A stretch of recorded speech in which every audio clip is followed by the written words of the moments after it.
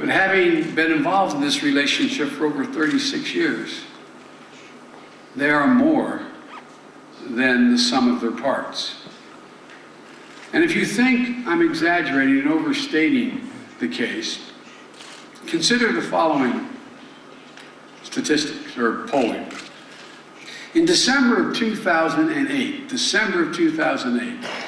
1 month before we were sworn in as president and vice president, polling showed that only 17% of all Russians had a positive opinion of the United States. 17%. This year, that number has jumped to over 60%. Our goal is to have to continue to climb. That same year, Americans ranked Russia as one of the top 5 countries threatening American security. 2 years ago. This year, only 2% of the entire American population say they view Russia as a threat. All this leads to one very important conclusion in the mind of one vice president that I think is now beyond dispute. The reset is working for all of us, working for Russia, and I would presumptuously suggest working for the world. But there is still much work to be done to enhance our security cooperation and our closeness. On the Caucasus, we have genuine disagreement, not only with your leadership, but with the vast majority of the Russian people over Georgia. But there's a larger principle at stake here, in our view. And I want to be straightforward, because if friends cannot be straightforward with friends, it really isn't friendship based on mutual trust.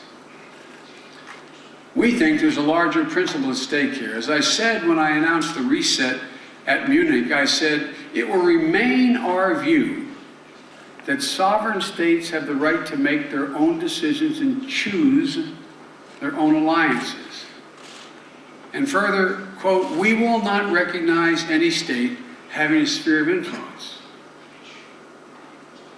And almost regardless of the difficulty, we don't support any state deciding through force, changing the leadership of an elected, democratically elected individual. We have also worked closely, though, with Russia and Georgia to reduce the threat of further conflict.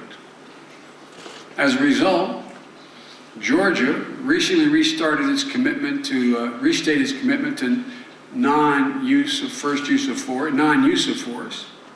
and commercial flights have resumed between Moscow and Tbilisi.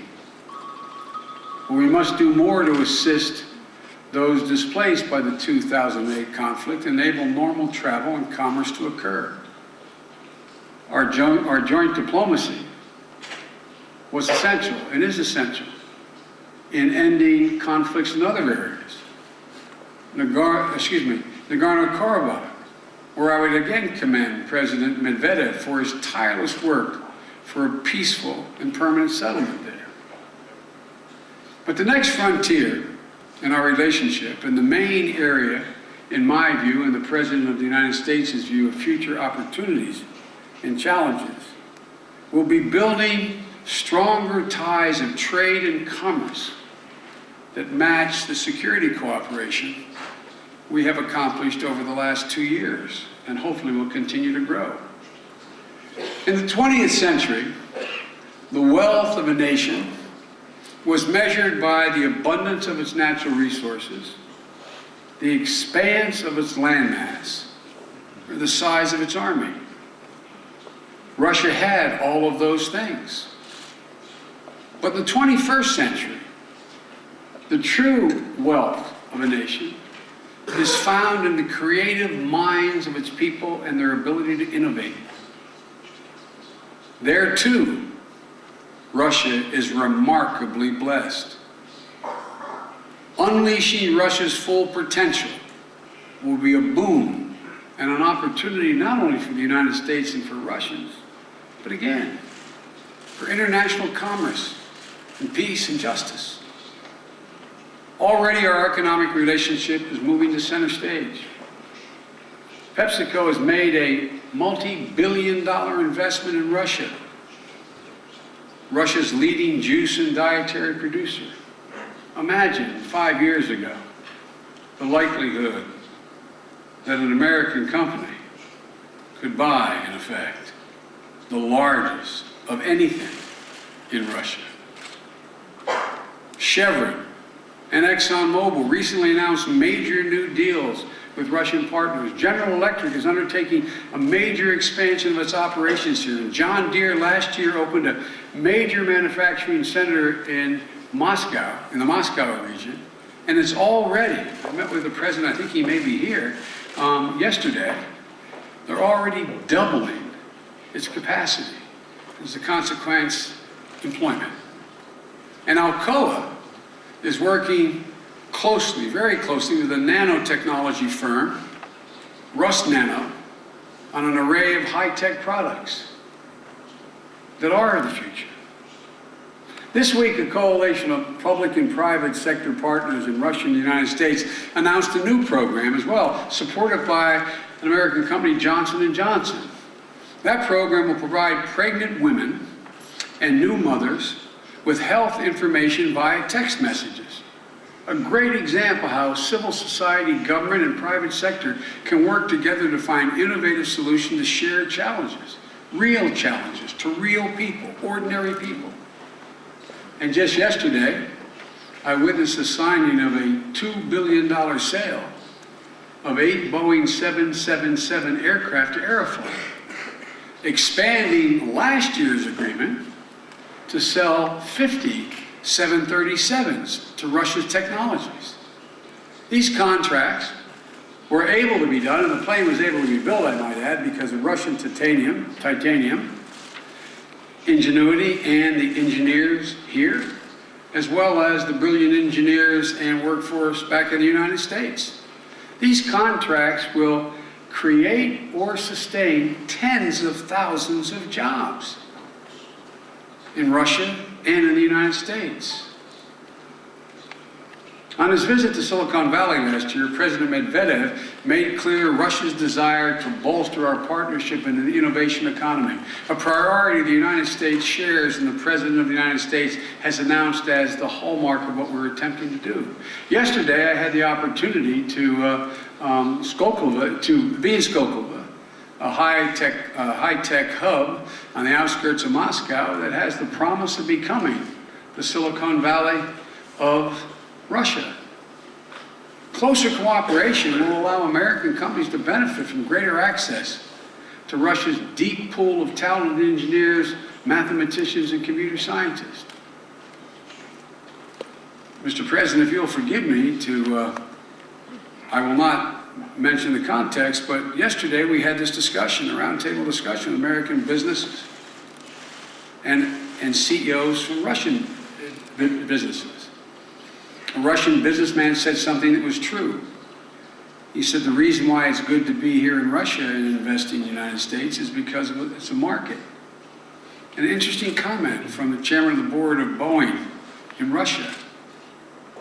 He said, with all due respect to my good friend, that may be true, but that's not the reason we're here. Other countries have 4, 5, 6, and 7 times the capacity to purchase our planes in terms of their needs. But we're here. He said, let me tell you why we're here. We're here because the best engineers in the world are here. Many educated at this great university.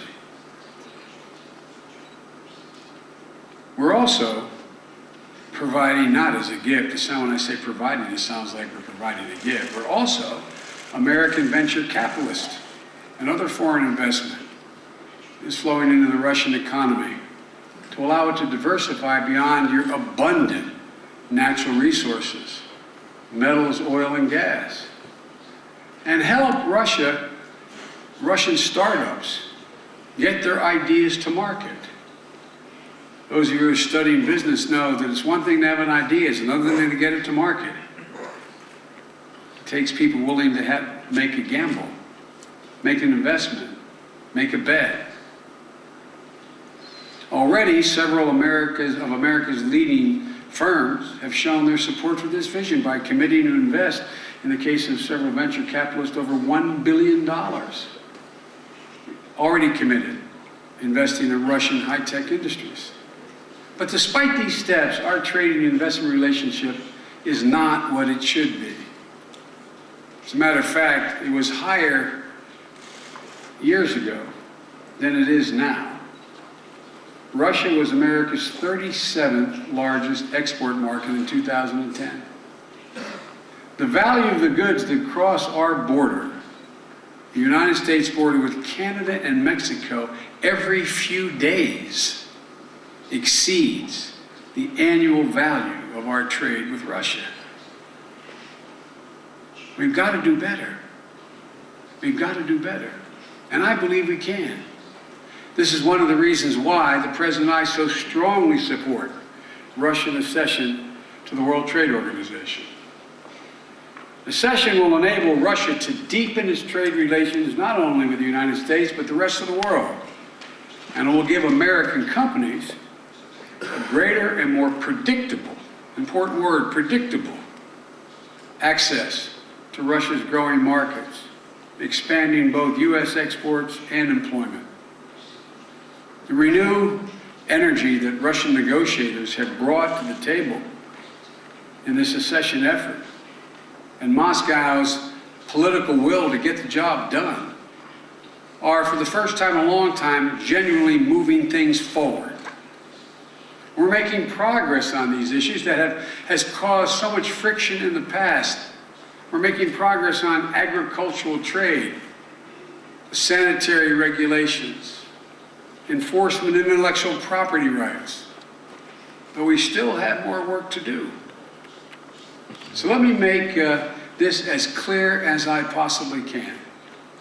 President Obama and I strongly support and want to see Russia in WTO. We've made that clear to the Congress, we've made that clear to the world, and we've made that clear to anybody who's willing to listen. It's better for America, and presumptuous of me to say this, never tell another man his business or another country their interest, but it's better for America, and I believe better for Russia, to be able to trade with each other under predictable and transparent rules. And that's also why we're going to work with Congress to terminate the Jackson-Vanik Amendment. These steps are critical components to our administration's trade agenda. There used to be a bank robber in America in the 30s. His name was Willie Sutton. And they once asked Willie Sutton, "Why do you rob banks, Willie?" He said, "That's where the money is." We're not doing Russia a favor. This is in the overall best interest, we think, of Russia, but we know for the United States. We know for our employment to grow, trade, exports have to grow as well. So we expect Russia's leaders to continue working with us to move the process along. But you in this room know as well as anyone that even if liberalizing our trade relationship, Russia's business and legal climate, quite frankly, is going to have to continue to improve, because right now, for many companies, it presents a fundamental obstacle. In early 2008, President Medvedev described Russia as, and I quote, "a country of legal nihilism." Not my quote, his quote. And he prescribed a set of reforms. The simple fact is this: pragmatic businessmen